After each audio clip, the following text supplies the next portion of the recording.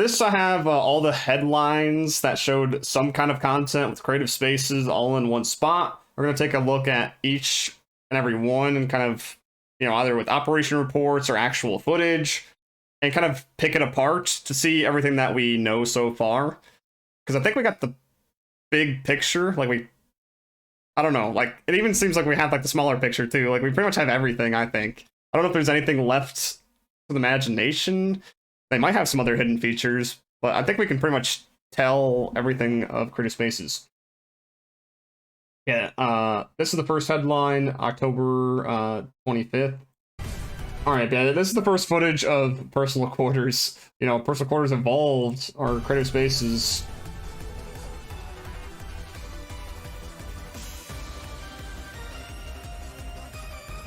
So you can flip the parts around, have the doors, furniture, placing. They don't have any of the HUD showing.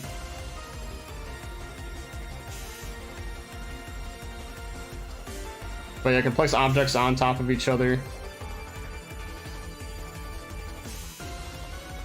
I think what they first showed was pretty bare bones.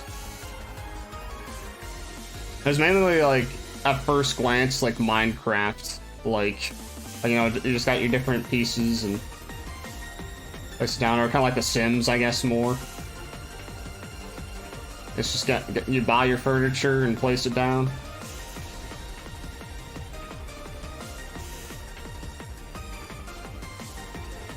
Yeah, you can make a nice little house there.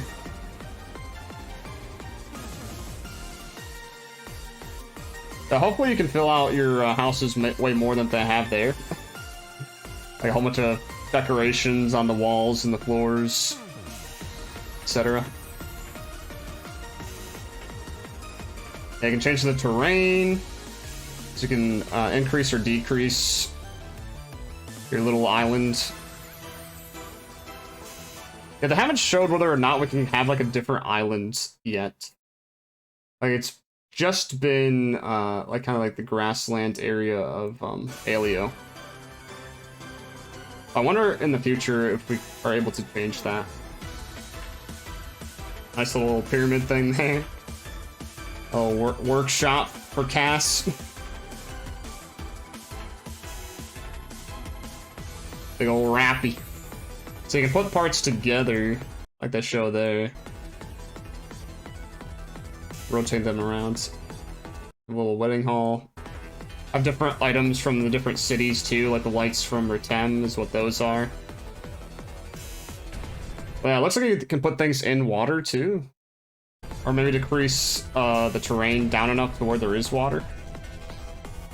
Under development for next spring, but it's actually the summertime.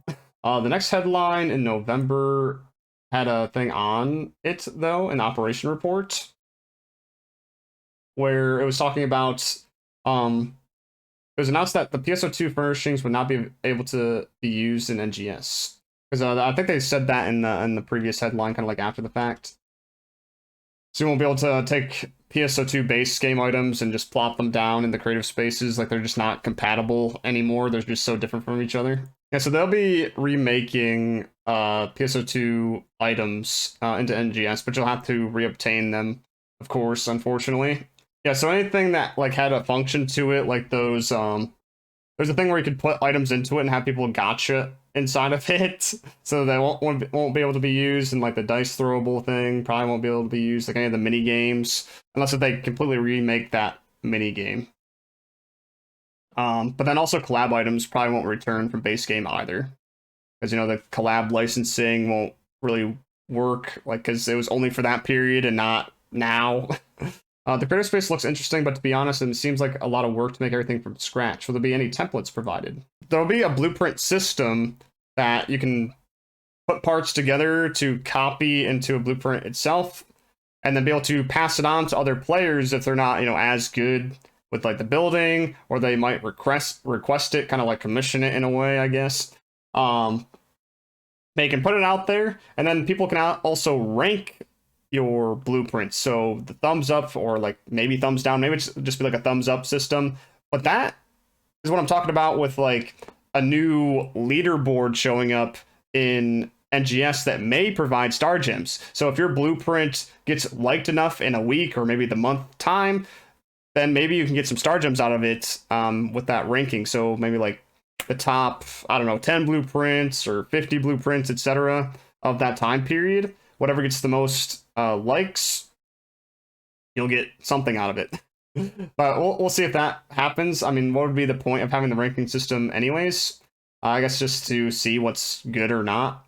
Yeah, they'll also be able to search for specific blueprints, which is really nice. So if you're looking for something somebody created of, I don't know, like that big Rappy that we saw a little while ago, you'll be able to search Rappy in the blueprints and be able to take it and place it into your own as long as you have the parts, I imagine. So you can't just like use blueprints, you know, just from any time, you know, just jumping into the creator spaces. You're going to need those parts. Also in this headline, they showed the roadmap. So this is where it was like, oh yeah, it's actually going to be happening in June, the creator space implementation. They kind of said it was going to be delayed. So it was like, oh yeah, no more springtime. It's going to be delayed until June because of people's expectations, which kind of thank God for that because it looks like to be really good. And this is the January headline.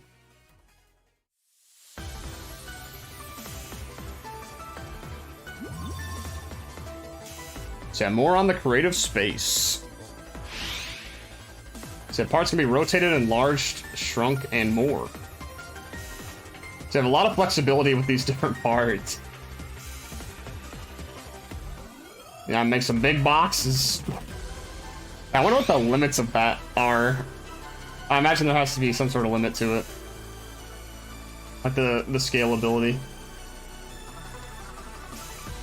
So you make a little tiny house. Little doll house. Yep, just taking a little look-see in there, just peeking on in like, hey, what are you doing in there? And just massive houses.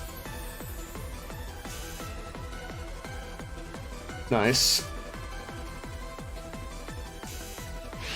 You can also change the colors of the parts. It looks like you can do multiple colors. It probably varies from part to part. There'll probably be like 2 colors for some, 3 colors for others. It looks like mainly 2 colors is what it is. You can also, yeah, combine the shaped objects together. It doesn't say specifically shaped objects, so I don't know if we'll be able to combine or overlap everything. I don't see why not, but you'll also be able to fly around kind of like creative mode in Minecraft. So it'd be easier to be able to edit or build the different structures and artwork. This is just more of building houses, just showing it off.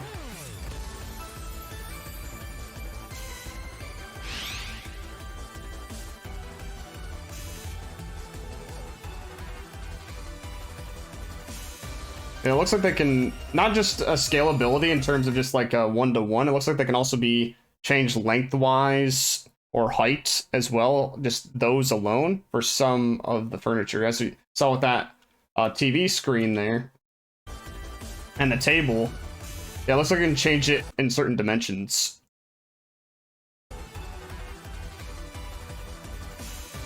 So maybe you can make like a stretched out Rappy too. Yeah, and this is how you register the blueprint. You kind of make a box over an area and save the design, and then you can share it. It looks like there will be some sort of limit to it, though. You won't be able to have infinite blueprints. You can just copy and paste it down. This is also on 480p. Let me turn this up. Yeah, if you publish the blueprints, other players can use them. And there's also a cloning system where you can clone your characters to stand around the area. So there's some reason to have different characters, right? And they can also say different things. I imagine you can type what they are going to say. I'm kind of curious on if you can make them do emotes or not, though. Or other interactions, or if they just stand there.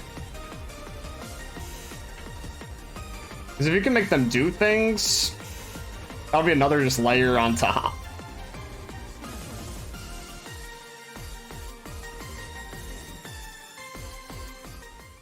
Yeah, if you can make them emotes, there'll be a lot of questionable things, I think. So there's another question in the same headline. Regarding the creative space, it seems that other players will be able to make edits. Will it be possible for me to put some kind of restriction in place if I don't want edits to be made? Here is our team's response. We plan to implement a function to allow players to grant editing permissions to other players in the creative space. Yeah, so you can grant permission to other players. I don't know if there's like a limit to how many people you can permit, but there is a limit to how many people can edit at one time. So there's like an edit mode that you go into, and 12 people can be in that edit mode at once. Yeah, so you won't be able to buy parts or have your own parts and go into somebody else's creative space and place your own items. It's only from the pool of items that the host has. So no kind of like gifting in a way. Answer. It will be nice to have other people build for you so you aren't just doing it all by yourself. And then in the February headline, there's something as well. Will a premium set be required to use the creative space? So everybody gets a creative space per account per ship. So, you know, if you were on each of the ships, you'd have one creative space in each of those spots. But if you have premium, you get 2 per ship. So that means, I'm guessing that creative spaces are not going to be cross-ship just based off of that answer. So unfortunately, if you're expecting to, you know, make it like a universal area, that ain't going to work. Basically, players on your own ship are going to be able to visit, just like personal quarters were in base game. But it is nice that all players get access to this, all, you know, free to play or not. And there's also no limit to what you can do in the spots either. Like, you won't be, you know, shut out of different features if you're free to play. Premium, you know, just gets that extra space. So if that entices you to get premium set, then there you go. But yeah, considering what creative spaces will be like, you know, being able to create your own like game modes and things, I feel like it will be nice to be able to have 2 spots over just one. Because I think one you'd want to be your home area, and the second one will be some sort of game area. At least that's what I'm like considering for myself. How many players can be in your creative spaces? 100 players in a single creative space. So more than any other area, except for probably like a city or something. So way more than the exploration zones at 32. So you'll be able to put on like whole events for your alliances, which are also 100 people, or like, you know, if you're some content creator, you can hold some events, or just anybody can have 100 people in their creative spaces visiting. And then, as mentioned before, you can have 12 editing at one time. The last bit of creative spaces is what happened today. We'll just watch it again here. Yeah, so update on the creative space. So this is the last chunk that we know of right now. There'll be a connect system that lets you link parts to others. But before we get into that, we actually get a look at the menu. So this is like the edit mode, essentially. So you'll get all your parts available here, and you can place them on your build palette to then place out on the field. There's also other options like moving objects, trashing them, painting them. I think this is kind of like the settings of an object, and then like the terrain going up and down and just like moving that around. And I believe this option right here is flying. So going up and doing that creative mode for Minecraft. It's a pretty in-depth system there. These are all just separated into different categories, but with each part, you can see like the rotation on the different axes. Well, let me hide the chat there, you know. Hide the chat, go away, chat. But you can see on the different axes the rotation, and also the current scale of the object. It looks like there will be up to 2 color settings for an object. So that's probably going to be the maximum. So one color is like the main, and then the secondary is the other.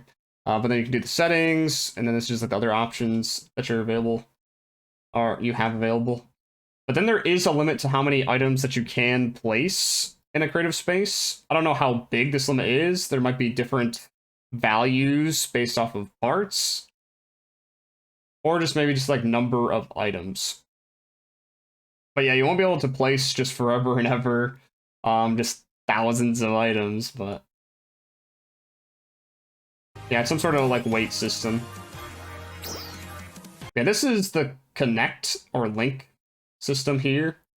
So you can display or hide parts, so they can be like invisible. You can turn off or on the collision detection.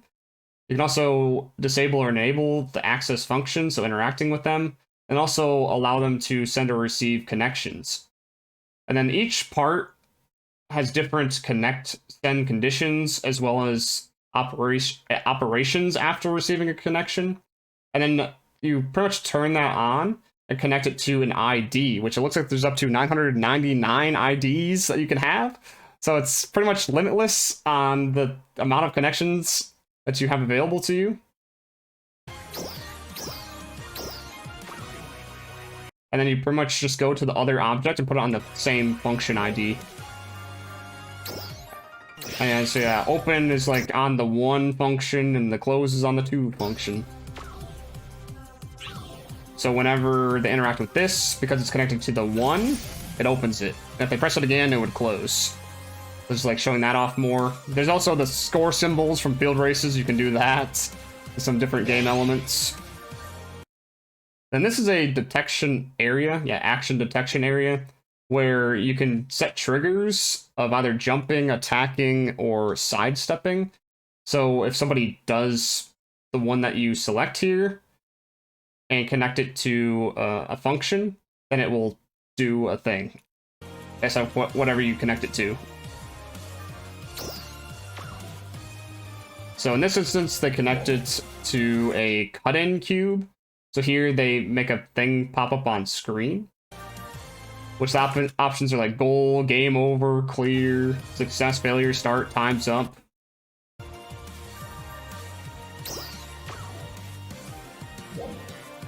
And then on here is a sound cube, so you can have a certain sound play. So correct, incorrect, and quest clear sounds. They might expand upon this more in the future, but so if you put on the same function and do the interaction that you said, yeah, that appears. Yeah, you can pretty much make your own like field races and other game modes if you're like really good at probably like coding or can understand the function IDs. You could probably make some really advanced things with the critter spaces. Yeah, it's essentially like if you're good with redstone and Minecraft, you'd probably be good at this. But I feel like this is even more advanced than redstone.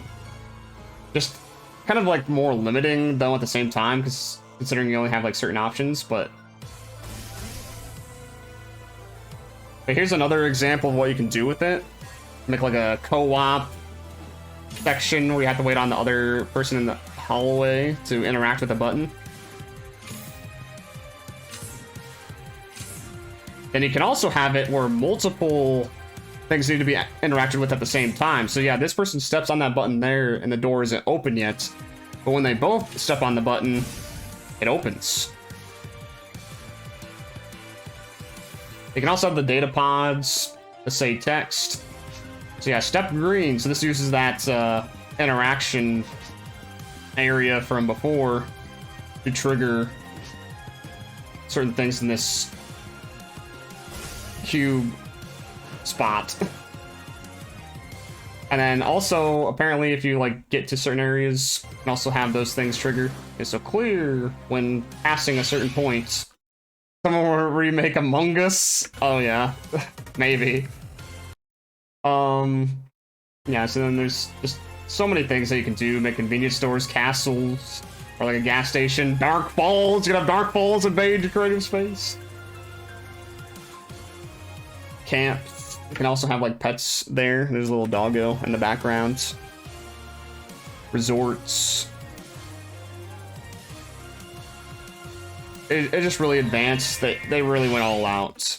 Yeah, there was one last thing. How will you get building materials and furniture from creative spaces? Yeah, so you'll be able to get these new Genesis points with these creative spaces. So just doing tasks for this kind of content, and you'll be able to use the Genesis points on more building parts. I don't know if there's like any limit to the Genesis points, like if it's just from the tasks. They did say other gameplay elements, but it seems like it's mainly focused on the creative spaces. Imagine Arche, creative space guide NPC that we currently have just standing there in the cities, will be giving these tasks, and hopefully it's like dailies and weeklies, so you can kind of build up the furniture over time. And whatever this exchange shop will be, hopefully it rotates more and more furniture.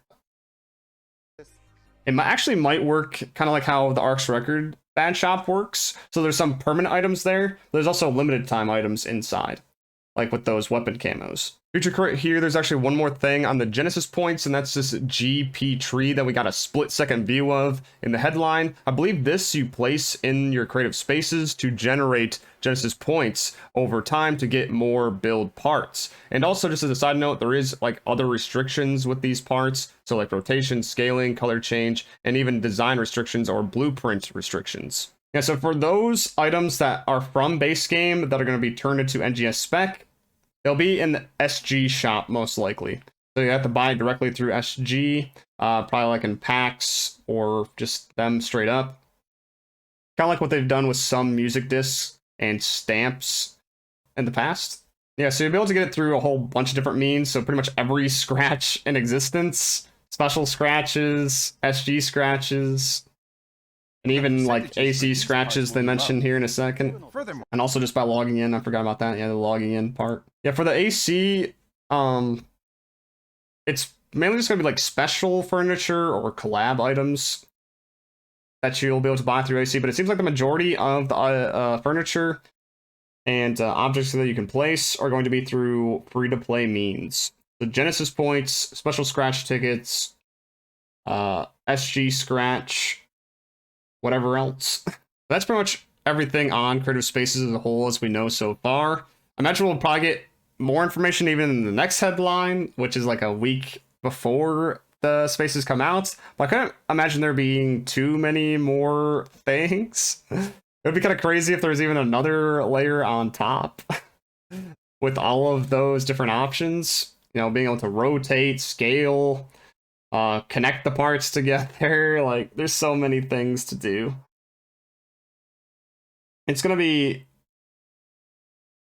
replayable content probably like forever.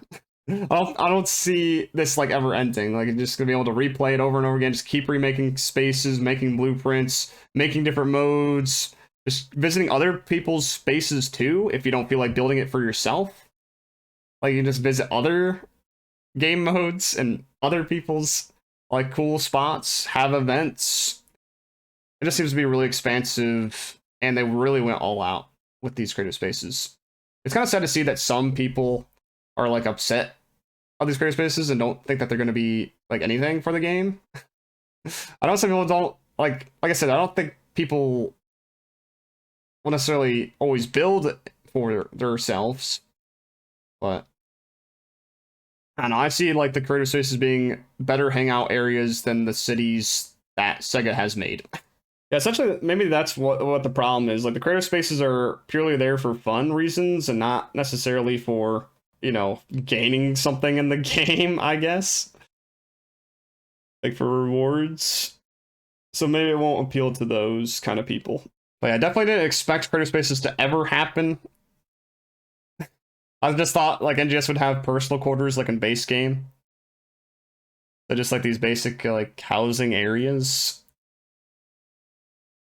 Never in a million years would I guess like Minecraft and NGS or The Sims and NGS.